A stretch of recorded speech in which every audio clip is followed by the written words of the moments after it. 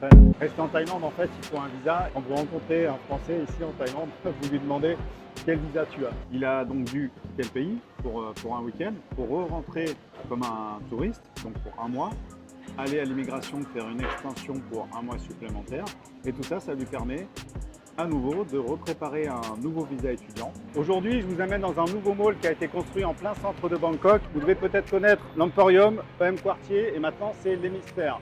Il est à la sortie de Phrom Phong, sortie du BTS. Et alors, ce qui est vraiment sympa, donc vous l'avez derrière moi, en bas, on peut regarder et on peut voir le parc de Benja Siri, qui est très agréable. J'ai d'ailleurs fait une vidéo dessus. Et alors moi, ce que j'adore ici, c'est que vous sortez du BTS, vous n'êtes pas obligé de prendre le couloir. C'est-à-dire que vous n'êtes pas obligé de marcher sur le trottoir. Vous êtes carrément au-dessus de la route, vous n'êtes pas, pas au milieu des voitures. Et c'est fleuri, vous voyez. Ils ont fait plein de verdure, ils ont planté plein de végétation. C'est vraiment sympa. Ce mall, il a coûté pas loin de 500 millions d'euros et il fait plusieurs centaines, voire plusieurs milliers de mètres carrés. Il y a des magasins de luxe à l'intérieur, il y a même des voitures. Allez, c'est parti, on va rentrer. D'ailleurs, on va se mettre au frais. Je sens la clim derrière mon dos, ça va me faire du bien. À tout de suite.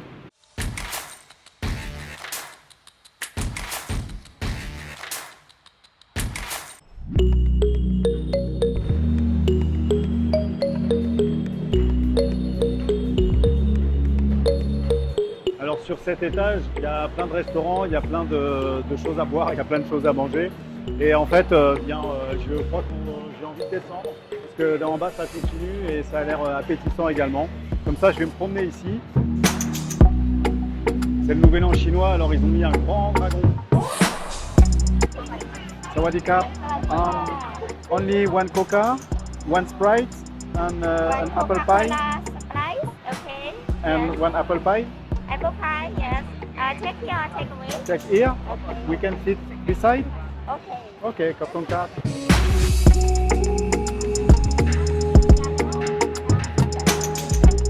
Et c'est ce que je dis souvent dans certaines vidéos.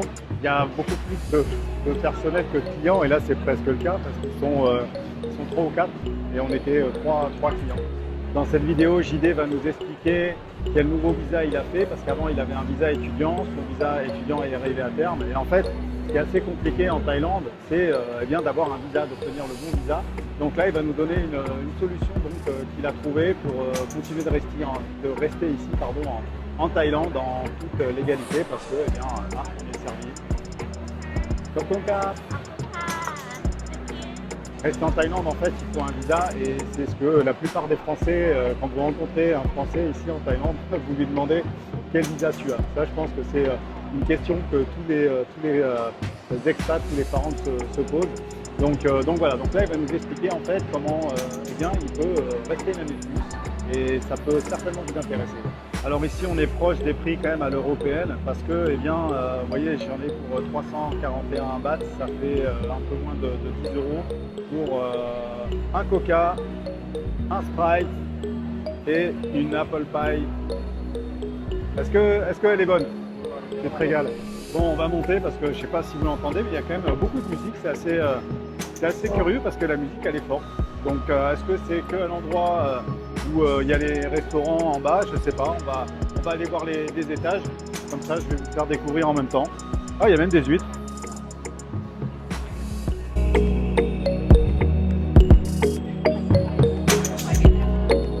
Là, on retrouve les enseignes de luxe avec Chanel, Dior. Une petite galerie d'art. Sawadee Krap. Alors encore un truc incroyable. Dans les toilettes, en fait, j'étais en train de me laver les mains et je trouvais pas le papier. Et j'avais les mains mouillées et la femme de ménage, en fait, elle a vu que j'étais embêté. Elle m'a montré où étaient les papiers. Alors ils étaient juste à côté. Hein. C'est moi qui ne trouverais pas le beurre quand j'ouvre le frigo. Encore une fois, je vais peut-être encore faire réagir certaines personnes. Et la dernière fois que j'ai été en France, j'étais dans un grand mall commercial et ils avaient fermé les WC pendant peut-être 10 minutes à peu près, le temps que quelqu'un rentre et nettoie. Jusqu'à là, c'est pas gênant. Comme par hasard, il y avait des gens à côté qui râlaient parce qu'ils ne pouvaient pas aller aux toilettes, il fallait qu'ils attendent. Et ce qu'ils ont même fait, il y a un des messieurs, en fait, lui qui a été carrément dans les toilettes des femmes parce qu'il n'avait pas envie d'attendre que la personne nettoie.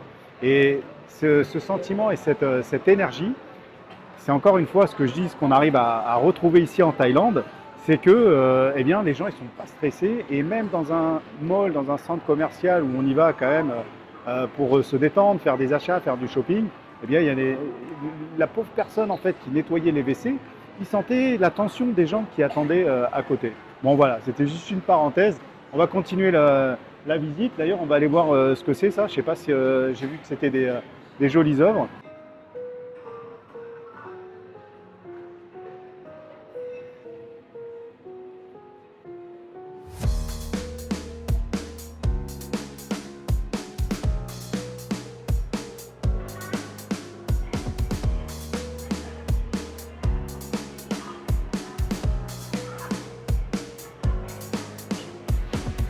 Pour les fans de Nike Air Jordan.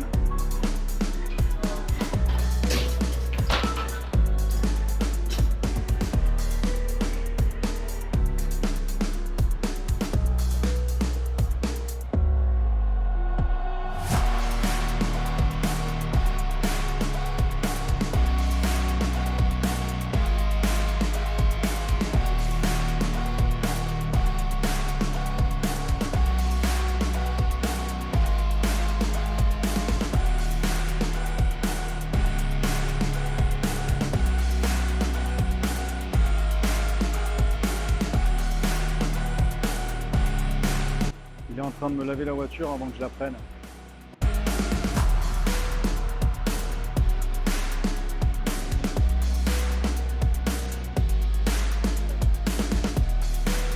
Là, on a changé d'endroit. On est parti donc justement au EM Quartier. C'est là où il y a plein de boutiques de luxe. Alors, on va pas aller faire la visite de ce mall. Juste ça, c'est incroyable. Ils ont mis des bisons. Et regardez, ils bougent la tête, ils bougent la bouche, ils bougent les oreilles. C'est incroyable. On va aller se trouver un endroit assez calme, comme ça on va se poser. C'est maintenant qu'on va pouvoir vous parler donc des visas et du visa que mon ami JD vient de changer.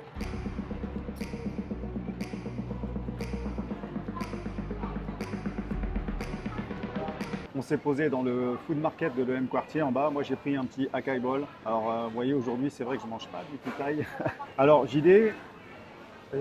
Tu vas nous dire comment s'est passé donc ton année ici en 2 mots et puis maintenant comment tu fais pour changer de visa et rester ici en Thaïlande?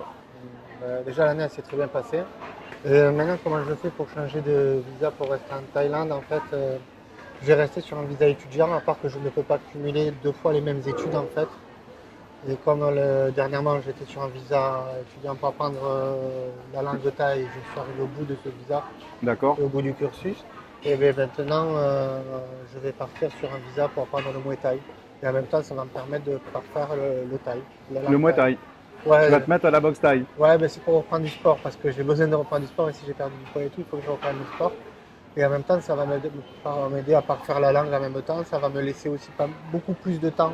Parce que dans l'école où je suis, déjà je peux y aller soit le matin, soit l'après-midi, et c'est un minimum de 2 fois par semaine. Bon après j'irai plus je pense, mais ça va me laisser beaucoup plus de temps pour d'autres recherches, d'autres activités, et voilà. 2 fois par semaine, alors que l'école au Thaï c'était tous les matins de 9h à midi, alors que là avec 2 fois par semaine c'est vidé. Ça dépend des écoles, dès qu'en été c'était 5 fois par semaine. Effectivement, des cours de 3 heures, mais il y a des écoles, c'est 2 fois par semaine, un cours de 3 heures ou 1 fois par semaine, ça dépend des écoles. Et il y a des écoles, c'est uniquement en ligne, tu vas jamais. Tu peux même avoir des visas Muay Thai en ligne, ça existe. D'accord, là voilà.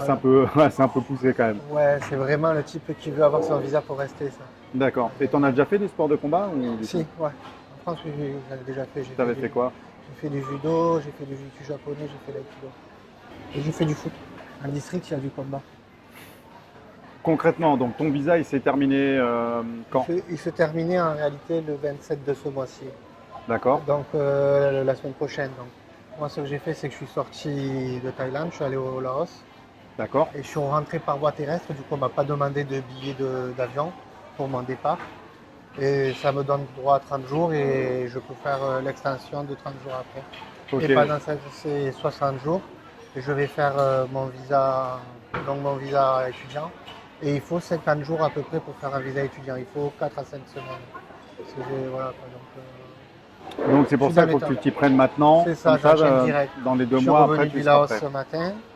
Mon visa il date d'hier parce que j'ai passé la frontière de en début de soirée. Donc, tu as été de passer un week-end au Laos. C'est ça. Je vais revenir un peu quand même sur ton année. Qu'est-ce qui a changé par rapport à la France et est-ce que tu te sens mieux? Est-ce que tu es vraiment content d'être ici, mais beaucoup plus, suffisamment en fait pour pas revenir en France? Dis-moi un peu plus.